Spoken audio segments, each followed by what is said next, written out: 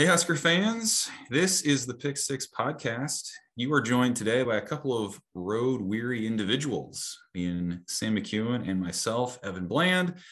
We spent, 20 hours or so in a Ford Explorer in the last 3 days, going out to Indianapolis to talk to Scott Frost, a few players, and a bunch of other Big Ten folks, media, coaches, all that good stuff. And now we're back to talk about it and to get into fall camp a little bit. So we're going to touch on quite a few things today. We're going to talk about Scott Frost, of course. We're going to talk a little bit about Nebraska and maybe some of our takeaways that we got out of our time on the Lucas Oiled field turf, and a little bit about some stocks up and down. Who did we feel like maybe impressed us a little bit more in the Big Ten? Who are we maybe a little bit shakier on moving forward? And then we'll spin it forward to heading into camp. We're on that month countdown now to Ireland. So it's getting real here real fast. So quick. How are you doing, Sam? How was the trip for you? And how's it to be back? Well, there was a moment when we were driving back yesterday where there was these, I don't know what they were, like miniature banks that were like on the oversized load of the semis, and it's going halfway into the lane, and semis are going everywhere, and there's people in campers and all that. And you remember the moment when like the crop plane was like dipping over the interstate? And I'm like, there's a lot going on here, and it's kind of like Nebraska football. There's just so much going on in that program all the time. Not quite as much as last summer with the NCAA violations and stuff, but it always feels like there's just a lot of moving pieces, and I think they've got a lot of moving pieces as they go into training camp. I thought the road trip actually went pretty well. It was quick as possible. I would have loved to have talked to Nebraska a little bit more. It felt kind of rushed because they had to get back for fan day. So they talked to us pretty early in the morning, then Frost talk, and then they were gone by 1:00 in the afternoon. You would love to spend a few more minutes with them, but it felt like they were on a pretty tight clock. So that's part of what happened.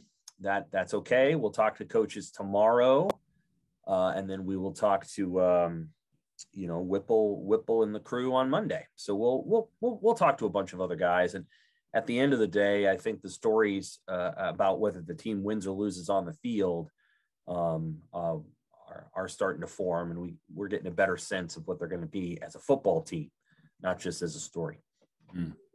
Well, let's jump right into what was the story of the day from Nebraska's perspective, and that was Scott Frost and kind of his demeanor, his conduct, whatever you want to call it. And if Tom Shatel joins us, which he may at some point in this podcast, we can certainly circle back to it again and ask him his thoughts on his column on that. But how would you describe Scott Frost's, demeanor on Tuesday? And do you think there was something to it, or was it all just overblown? Well, there's a couple different ways to look at that question. Obviously, Tom wrote about Scott's lack of an opening statement. The column was more nuanced than the opening statement.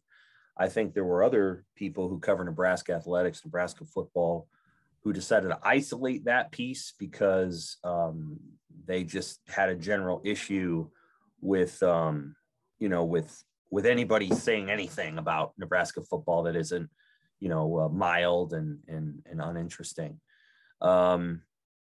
So I think there's an aspect of the conversation where, Frost's supposed to be more of a CEO. He's supposed to do a little bit more of these, global issues and not be so, in the weeds with the play calling and the offensive play design and that kind of thing. I think Scott comes to these events pretty keyed up and pretty ready to roll and pretty ready to get back to the football field, especially considering that, there's a compressed timeline here and they started camp on Wednesday. I think he was in the mood to talk and then go and not waste a lot of time, not prepare an opening statement, just go to questions. Let's get those over with and let's get off the stage and let's roll. So I would say there was probably a little bit of impatience there and a little bit of, hey, you know what? Just want to get to the football. Just want to knock it out. I think he, was probably most expansive on pushing back on the idea that he's going to be too much of a CEO. He said, I'm not going to be a figurehead. By the way, Evan, nobody ever said he was going to be that. That's a word he decided to bring into it. Nobody thought it was going to be Bobby Bowden. That was never a thought process that was brought in. Nobody thought he was going to be, Bear Bryant in the last couple of years of his tenure. And yes, that'll be the last time I compare Scott Frost to two coaches who won a lot more football games. But there's always been a model around Nebraska, and that was Tom Osborne, who was the hardest worker on the planet and called all the plays and did a lot, and also did the media and did all those things. And he sets a very challenging standard. And I think Frank Solich, his predecessor or his successor, learned too late that he didn't have to be TO. It took him too long, and the offense stagnated as a result. And that's part of why, Frank was fired much too early, in my opinion, but their struggles were related around the offense were in part because Frank's trying to do all these other things. They weren't recruiting as well as they could have. They probably kept some assistant coaches too long. And that's all because he's involved with running the offense. And I think Scott may have run into a few of those things too. I think if he was a little bit outside of running that team, I think he would have come to the conclusion a year or two before that he needed different assistants, that the guys that he had brought with him from UCF just weren't quite the right blend for a Power 5 school. But when you don't rely on people, and I think, Evan, you know me well, I'm also, overwork and try to do too many things. You don't always understand people's strengths as weaknesses as well as you can if you feel like you're always covering for them. Mm-hmm. And I think Scott made a comment on Tuesday that was interesting. He's like, I don't have to run every unit meeting, which I'm like, well, what? Like, what were you doing that before? And I just think there was some things that Scott felt like he was having to do that he was tired of doing. So he'll get freed up. The opening statement thing. Yeah, he didn't prepare an opening statement. I think he doesn't prepare opening statements generally when he's with us. I happen to think they can be very helpful because they can create a signpost for reporters who will take something from the opening statement and ask a coach to expand upon it versus sort of just laying it out and opening it up on the floor and seeing whatever he gets. For example, I think there was a moment during the Q&A on the podium where he corrected a reporter saying, not being competitive is the wrong word. Well, that's where you say that in an opening statement. We were competitive in those games last season. We just didn't win them. So competitiveness isn't an issue because winning is the issue. And like you can lay all those things out right. In a signpost in an opening statement. I think Shatel's column pointed some of those things out. As a kind of a beat writer, I think I'm more used to the way that Scott kind of conducts himself. But I did note that he didn't have an opening statement, and I did note that he got up there and he kind of stood there until somebody asked him if he wanted to make an opening statement, and then he said, let's just go to questions. And if I were in that spot, I'd be like, you should, hey, I think it's be smart for you to make an opening statement. AD's over there, project confidence. Nothing really wrong with the way that PJ Fleck or Tom Allen or even Mike Loxley go about that. I know you don't love the media, but you don't always have to be the iconoclast. You don't have to always be that guy. Sometimes you can be the other thing. I noted the response to Tom's column, and I think that's rooted in the, hey, you're not supposed to come away with any conclusions from this event. It's media days, like he needs to win. Well, then don't even go at all. Then I guess just don't even talk to the press at all. That's nonsense. Like, it's okay to go to a media days and assess the media performance. That's what it's there for. It's like saying, hey, it's coaching, it's third down. You can't judge him on. That's what head coaches do. They go to that event. So yeah, I think it's well within the bounds to look at it. Whether I totally agree with it or not, and hopefully Tom joins us, is immaterial. Tom's been a columnist for 30 years and he's a seasoned vet, and he saw what he saw, and he also couched it in a way of like, this guy's being expected to be a new CEO and he's got to fit in the Big Ten. And Look at all these other coaches. By the way, it's a great coaches league at this point. It's tremendous. You know, there's no joke there. Like, there's no joke on these head coaches, man. There's a lot of impressive guys. Yeah. And so that the knee-jerk response to the column was like, from other media and some fans is, well, you can't write that. That's just not fair. Well, you know, people have over-examined comments that Bo Pelini and Mike Riley and Bill Callahan and other coaches made. You know, that stuff's all within bounds. I think we've got to get comfortable with the fact that you're in year 5 of a tenure that's been 15 and 29, and a lot of things are going to be looked at. And I think Tom was trying to look at the situation the way maybe Trev Alberts would look at the situation. And that was the column. And people kind of ignored that part, did the other thing, and tried to say, you know, it's not a big deal. I don't know. Nebraska hasn't been to a bowl game in 5 years. So obviously the winning and the losing on the field matters. But simultaneously, media days is designed to create media perception. I noted that Kevin Warren seemed sort of a rambling whatever last year, just rambling on, sort of talkative, long, opening statement last year. And he was a rambler, you know. This year, it didn't feel the same way. And everybody else noticed that too. Like, oh, he's talking about being bold and aggressive. And he didn't seem like he was trying to make up for anything. He seemed like he was on offense on Tuesday. And that's part of what media days is. You know what guys say and how they say it, and it becomes part of the story because that's what happens at media days. So it was well within anyone's whatever to assess Frost on those terms. Yeah, I agree. And I guess all I would add, and you laid it out pretty well, is that it's about context, right? Like, you hear people say, well, you know, it doesn't matter if you don't have an opening statement. That happens. And that's true. But in the context of this transition that Scott Frost is making to more of a global type of guy, that sort of thing is important. And I think in the last year, he did go to some opening statement type situations, and you kind of thought like, okay, maybe that's going to be his new thing now. He's worked with Trev on that, and it just kind of felt like it was a little bit of a reversion, maybe. And again, you put that in the context of what's he trying to become. What's Nebraska's situation? And it just felt like, yeah, you probably should have some kind of a message. So it's not going to lose many games, but it's just a little thing you file away, a little, you know, just a little sign, I suppose. You know, the other example that stood out to me was from his side session when someone asked him, what do you consider to be a successful season? And in a situation like that, there are a whole lot of ways you can go, right? Finish close games. We need to take care of the little things. We need to do this and that. And all I said was winning. And that's it, the one word. And that's true, but expand on that a little bit. Why? How are you guys addressing on that? Right. And it just felt like that set the tone, continued to set the tone for sort of this uptight, terse sort of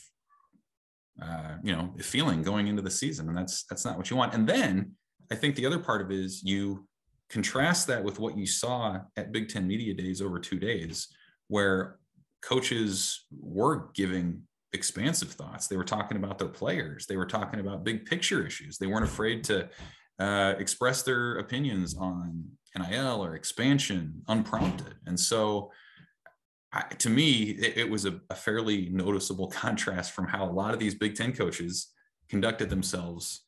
And like you mentioned, this is the same group of 14 coaches that there were last year. There aren't a lot of hot seat situations, in my opinion, of guys who look like maybe they're on the edge.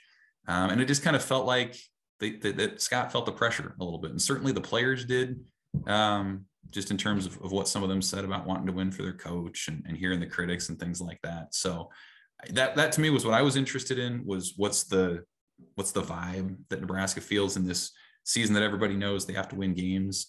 And I would say it was a mixed bag in terms of maybe what that emotion is now moving forward into the season.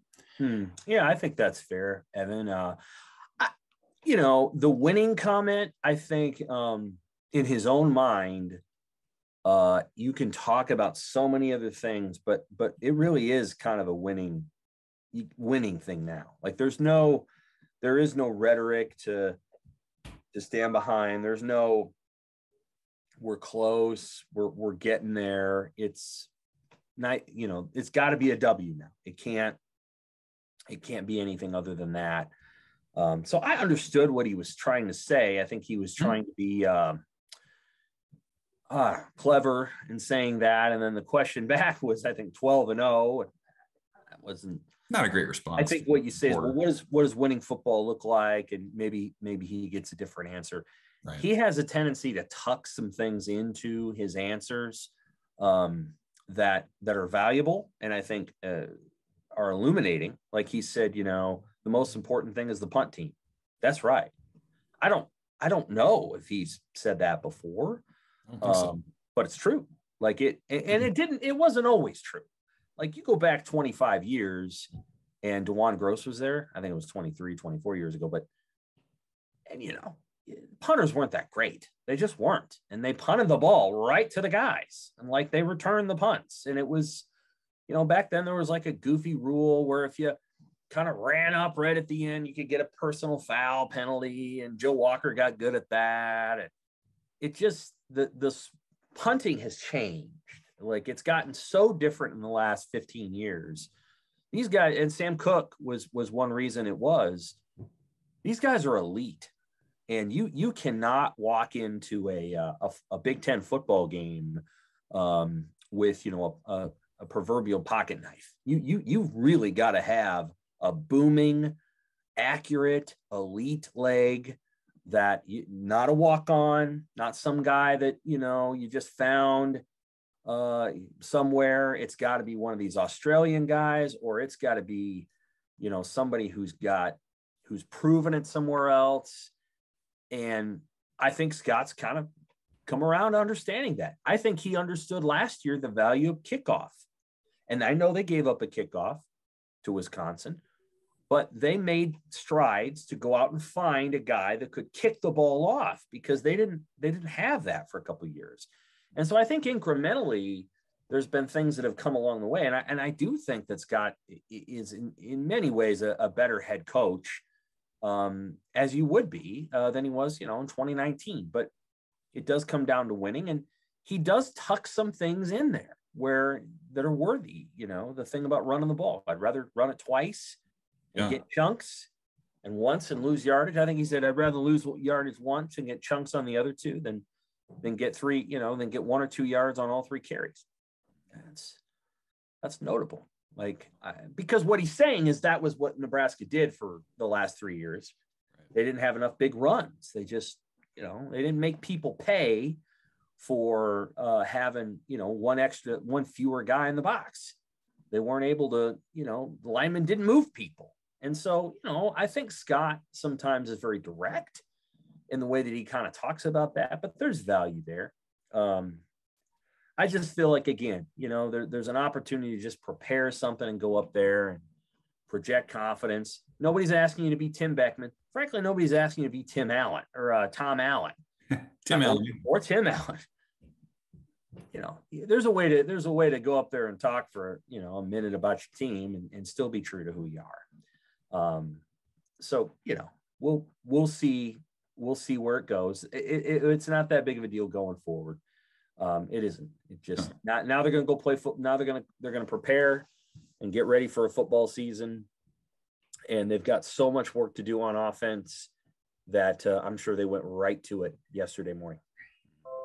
And that to me is the other sort of thing that comes out of this, where we're going to have to be trying to work through it over the next month. And I think well into the season is what does that collaboration look like between Scott Frost and Mark Whipple? Because there was an assumption over the last 4 months that Scott was really going to totally be hands-off in terms of play calling. And he really pushed back on that a number of times at media days. The one time at the main podium where the reporter asked him about how he was stepping away from those duties. And he said, I'm not stepping away. It's going to be, a fun collaboration, I think is how he put it at that time. And, it was interesting because he talked about being a little sad, is how he put it, about not having those duties, but at the same time, continuing to be a part of that and having hands-on in that. And kind of like you mentioned earlier, Sam, like this notion that he could step away and not have to run every offensive meeting for a day or two and know that it would stay on the tracks if he had to go over and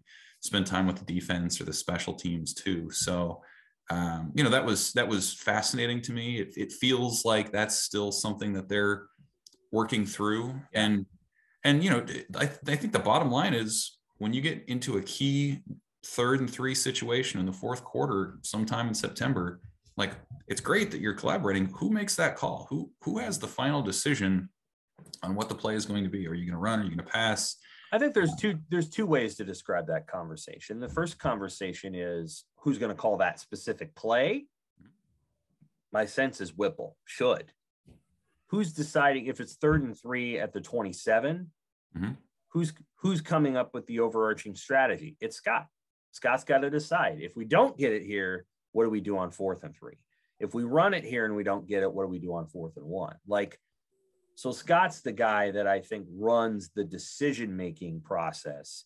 The play calling, I think, specifically, is Whipple. And from my perspective, Evan, the decision-making process is what a head coach is paid to do. Like, the biggest decisions that Scott made last year were deciding he was going to try a field goal against Minnesota and Ohio State in those two games, kind of knowing, obviously knowing that, because remember the plays he called on 3rd down. He called plays on 3rd down. One was a crossing pattern to try to get a 1st down against Ohio State. Minnesota, I think they ran a draw or something. I can't exactly remember, but there was a sense of like, we're going to kick the football here.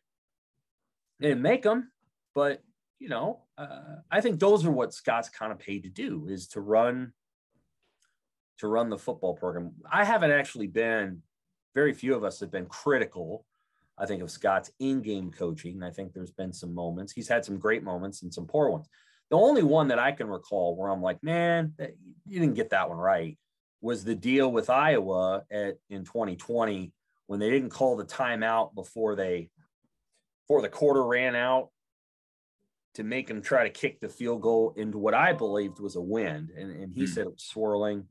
But I haven't, and I didn't agree with the field. This is me personally, didn't agree with that field goal call against Minnesota. I didn't think that was, I just didn't think that was going to work. So, but I don't know that he's made a ton of missteps as a coach in that way. I think he's made just as many good moments as bad ones. I think he believes in trying to get the offense rolling. There's probably been a few times when, I didn't like the play calling to start the game at Minnesota, but I'm not sure if he called those plays. It's hard to, there's things that have happened where you realize it's kind of out of his control because Adrian didn't make the throws. So,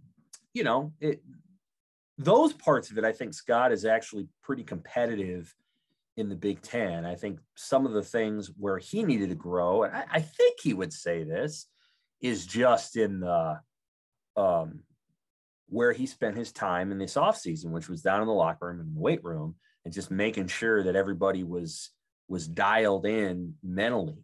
Because what I've seen out of Nebraska since he's gotten there has been some things with the players where it just didn't feel like they either looked like they were afraid to make a mistake, or B, they didn't appear to know, like, this is in special teams, guys just not doing the right thing. And not being, I don't know if they were not keyed in or whatever you want to call it, but I think Scott resolved that by getting a special teams coordinator who is absolutely not going to let a punter go out there and not know what he absolutely can't do. And so I think some of those things have been tightened up. And I think he's grown as a head coach, but I think there's still a question mark about how that's all going to go. Like you said, on 3rd and 3, let's say 3rd and 6 from the 27. Is that 2 down territory? Is it 1 down territory? Is Timmy Bleekrode a guy you can count on? Let's say it's 4th game of the season against OU. It's 17-13. You're up 3rd quarter. Do you want to go up 7 or do you want to go up 2 scores? How does that all work? Game and time, stuff like that. I think Frost has actually been on the right side of that quite a few times, but there's been a few times when maybe he didn't play, he wasn't as aggressive as he could have been, or he didn't pull that timeout against Iowa. So looks like we have someone joining us. Am I here? Yes, you're here. Well, I'm on my phone. Okay. Our wireless to the office is down, so I can't get on my laptop. So I'm walking around talking to my phone. Hey, Tom, did you want to talk a little bit about the column? Hey, here's me asking, a great journalist saying, talk about your column. Tom, you wrote a column on Tuesday about Scott Frost and media days. It generated a lot of response. Some of it positive, I suspect, and some of it not. I was curious, in the 2 days that you've had to maybe digest some of the response, and 2 days since you've written it, what was your thought process going into writing it, and what has been your sort of thought process as in terms of the response, including from the media? A lot of the other media feels like it just shouldn't even be written about. Yeah, I haven't talked to anybody in the other media, so that's fine. They have their opinions. My opinion is it was about Trev Alberts and the fact that he's the CEO of Husker football. He's the guy that holds the vision. He has the plan, and he's trying to find the head coach who was going to carry out that plan, and that is to be in a elite college football program in every way. I found it interesting that, like last year, Trev was back at media days, as all the ADs are, but he was there, watching Scott up on stage. And then he had his own press conference, which was as big as Scott's. I find that he's as big a part of the story this year as Scott is. So that was my approach, and my column was then all of a sudden the sort of things that Scott was really not handling, was not the greatest. He does not communicate well in that setting, and that's fine. A lot of coaches are not good, but he was the talk of the media room afterwards. And what did people say to you? Now, you know a lot of reporters nationally. What was their response to you? I really haven't heard that much response. I spent no. I mean, to you as related to the media room. Like, what did they say to you about Frost? It was like he didn't want to be here. He thinks he's already done. He's just playing out the string, which I don't believe. I just don't think he's never been good in those settings. And as long as you're winning 9 or 10 games, I think you can do that. But I think, again, Trev is putting together the future right now, and he's evaluating the program in every aspect.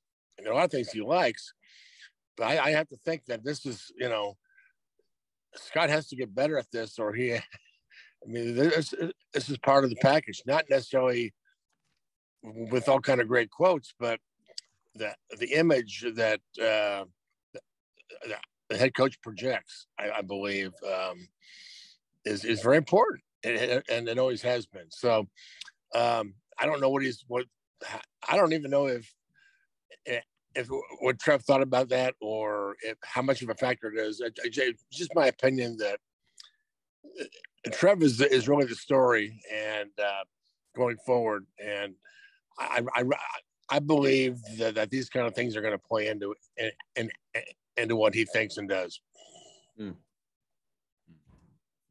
That's interesting. If nobody thought that was the story, I guess I'm all by myself. But I got a lot of positive, a lot of positive feedback too. But could I have maybe? I think the focus seemed to be on the opening statement, and that if that maybe if I could do it over, I'd probably maybe not focus on that as much. I thought that was a way to get into the column. Sometimes people focus on the beginning and don't read the rest. And the the focus for me is the AD is in charge of the program. Nebraska hasn't had that in a long time. Even Tom Osborne was not hands-on. I mean, he let Bo Pelini go probably to his own detriment. They haven't had the AD in charge of the program like this, I believe, in a long time. So I just find it all very interesting. Yeah, I think that the reason that your thought process on the opening statement is it was just kind of it was indicative, I suppose. Last year, before the Illinois game, there was a very terse, 5-minute press conference on a Monday that was, very direct and very, to the point, and all the questions were sort of, volleyed back very quickly. And, everybody was like, well, what was that? And it was like, well, and I remember there were people that are like, yeah, that wasn't great.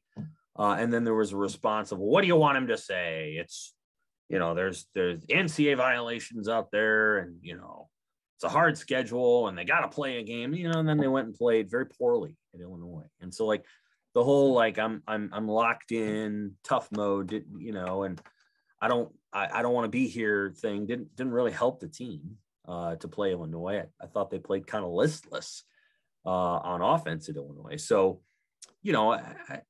I suspect that some of this was just Frost is just ready to go.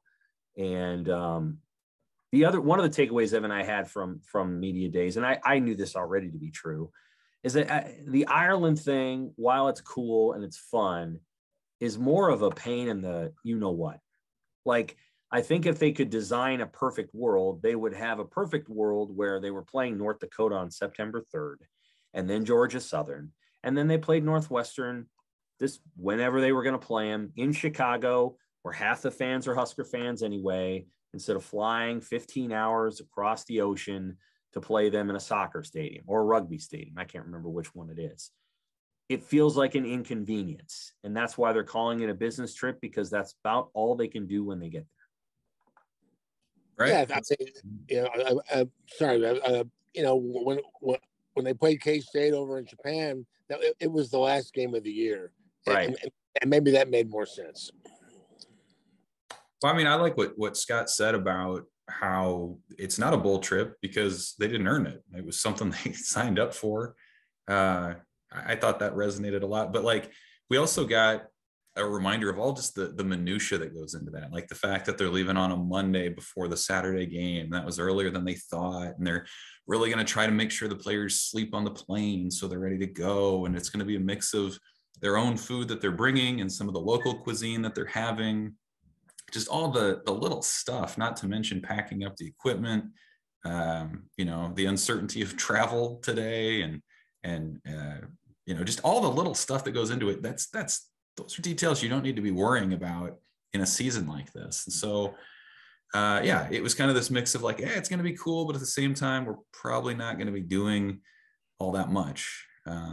So I thought that was interesting. And then the other thing that I would add was I didn't get a chance to talk to too many of the players because they were speaking simultaneously as Frost, but it seemed to me like there was just that little touch of depression this year. Like, they want to win. There's a determination, but when you've been beaten over the head with as many losing seasons and especially last year with all the close losses, it just feels to me like guys are a little bit subdued, and maybe that can flip quickly if you start winning games and get the momentum going.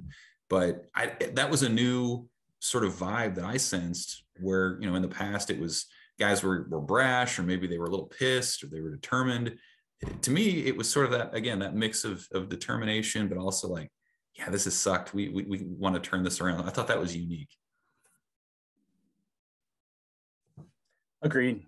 Yeah, I think winning would do this team a lot of good. And if they beat Northwestern, I think you feel really good about winning their next two against Northwestern and against North Dakota and Georgia Southern. And then you play a big game against Oklahoma, which I think is eminently winnable. I really do. I think so much hinges on that first game, though, because last year, right, they play against Illinois. They play their worst game of the year, lose. Then they come back, beat Fordham handily. beat Buffalo handily. And then they go down to Oklahoma, and I think you could argue they played really well down there for much of that game. They lost, but they played really well. And so, what would it look like for them to start 3-0 this season and then get that game against Oklahoma in their own stadium and really have a chance to take a real crack at it, in front of their fans and not have to go down there. So that's, I think, what we'll be watching for. And the truth is that all they can do is prepare for the Northwestern game and do the best they can to get ready for it and then play the best they can. In the meantime, there's plenty of question marks on that team. A lot of them. There's so many question marks on, not necessarily in a bad way, but just you don't know. At this moment, you don't exactly know who is going to be the starting 5 offensive linemen. You don't exactly know who will be the top 6 receivers. You don't exactly know who's going to line up next to Ty Robinson on the defensive line, in the interior defensive line. You don't exactly know who the starting 4 are going to be in the secondary. Those are pretty big question marks to still have. Doesn't mean that they don't have good players, and it doesn't mean those guys won't step up and play really, really well, but we still don't have definitive answers to some of those questions. In fact, we don't have answers, not merely definitive. We don't really know exactly how some of these guys will respond when they play in a game because they haven't done a lot of it at Nebraska.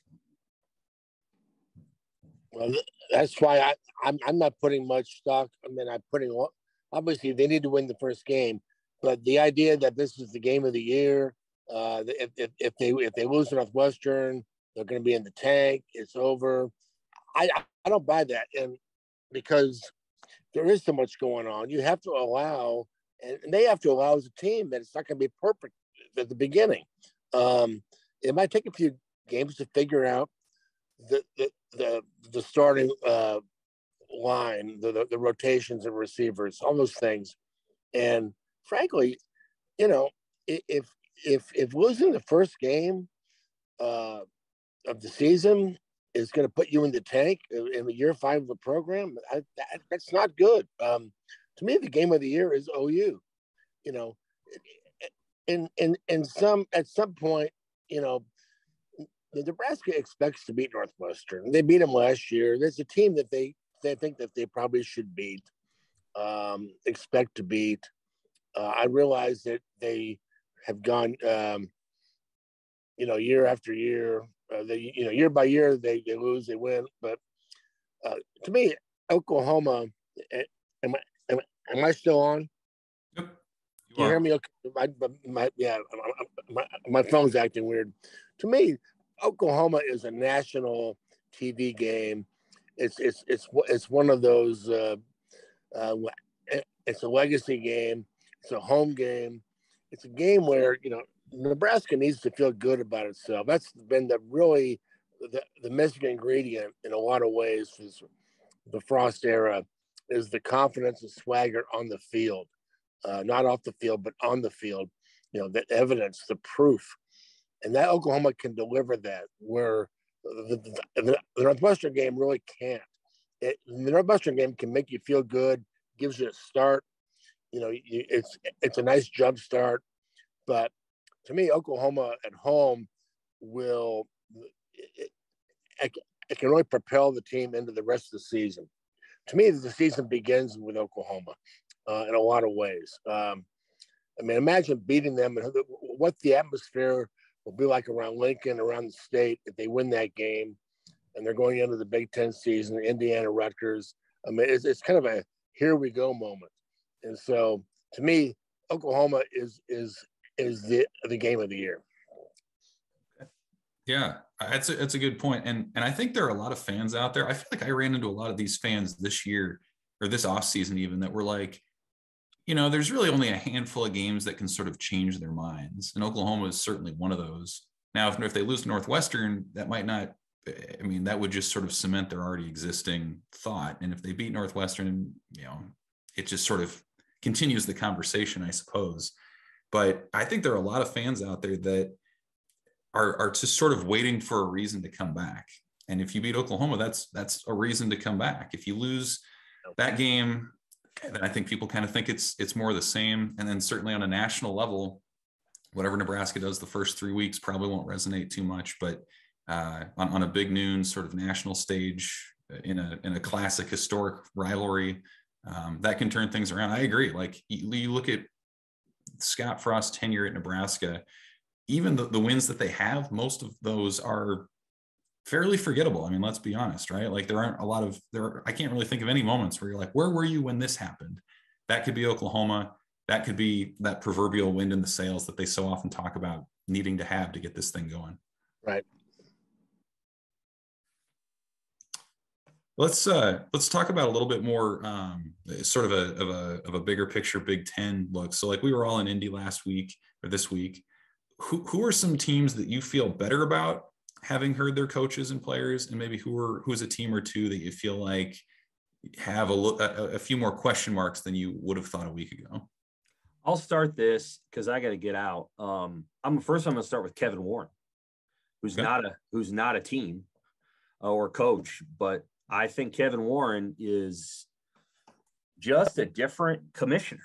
Now that doesn't mean that he's going to win every single thing that he goes after, but again, it seems like he's a guy that is now ahead of the curve. Where I think when he got there, it was an adjustment. And I know that there may be some sense that they maybe want to add some more teams from the West Coast. And I don't know if Big Ten EDs will allow that.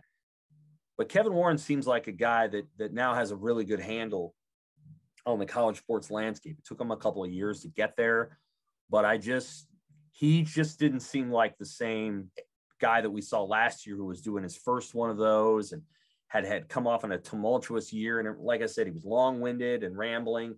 This was a much more focused, aggressive speech that he gave, sort of the State of the Union. And then his answers to questions were pretty effective. He was very straightforward about the UCLA USC thing, and I appreciate that.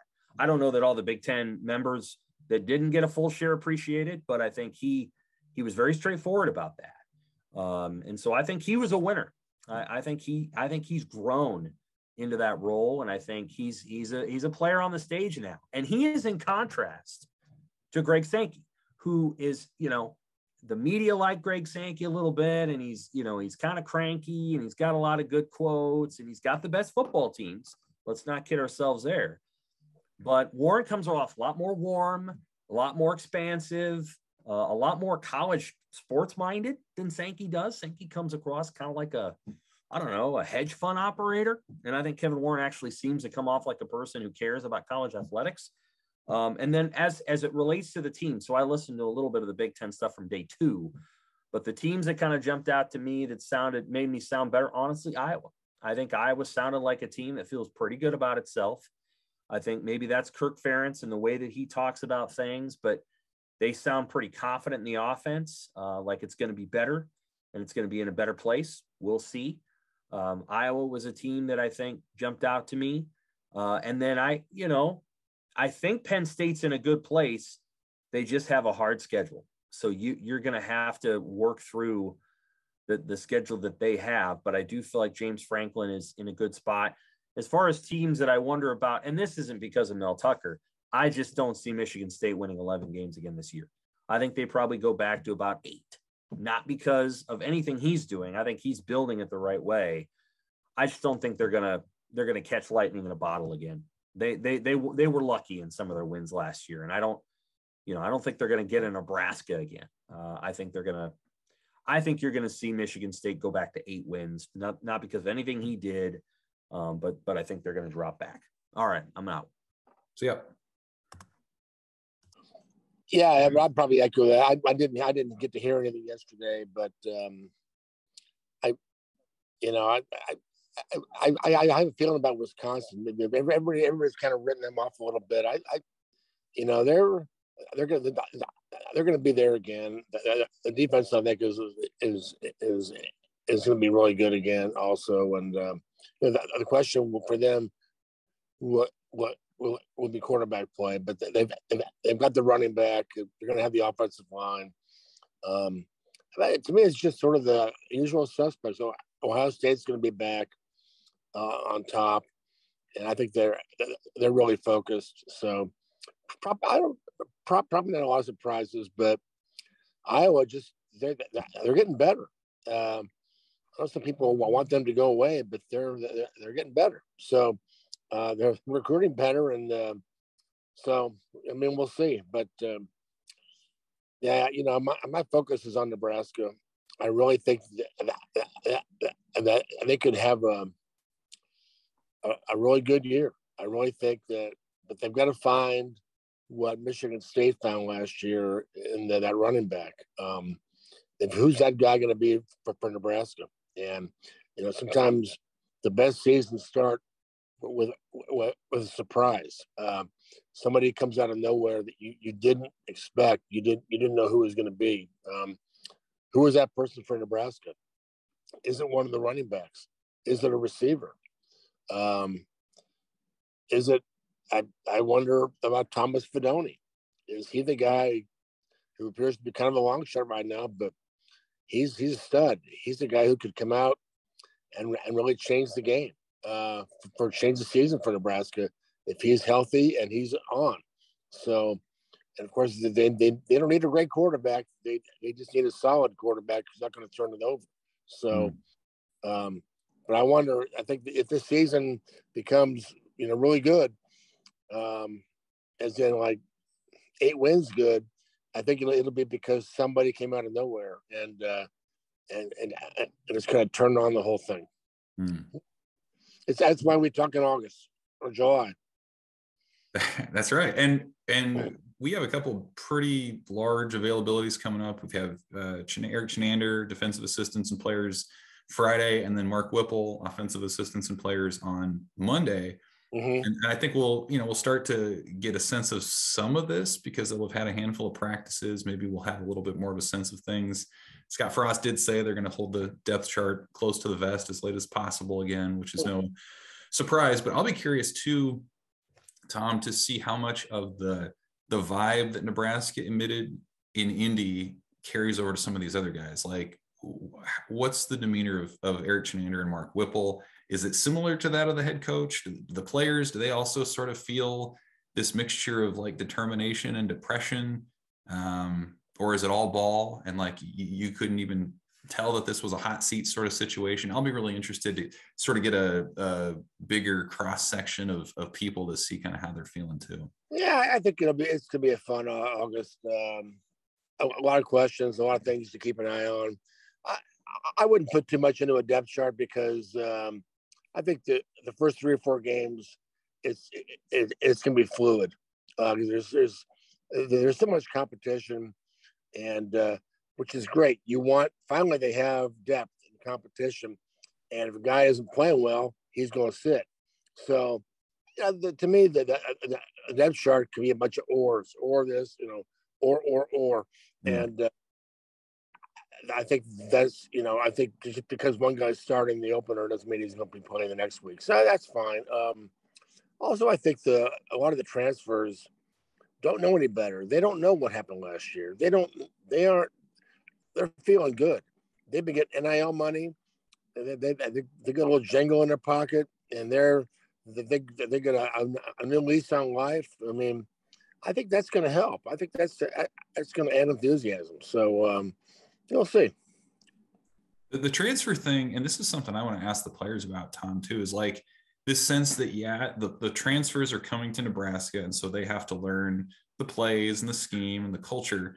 But like, if you're coming from Alabama, or if you're coming from, Texas Tech or Arizona State, like, do you also maybe impart some knowledge to the guys that are there? I mean, because you came from a winning culture generally, if you're from some of those teams. I'm interested in sort of the give and take there, because these aren't just freshmen coming in and soaking it in. Like, they have experiences. I wonder how much sort of back and forth there is.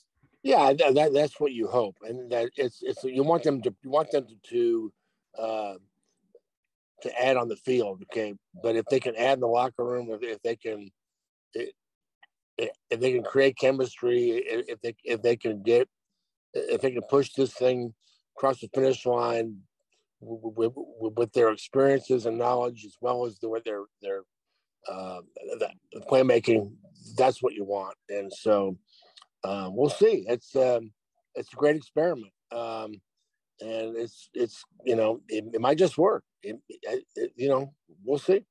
Mm-hmm.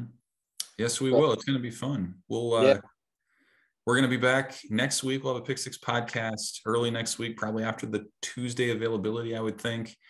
And then we're just continuing the march down to Ireland in this season. So we'll call it that. Tom, you don't have to ride in a car today, so that's a win.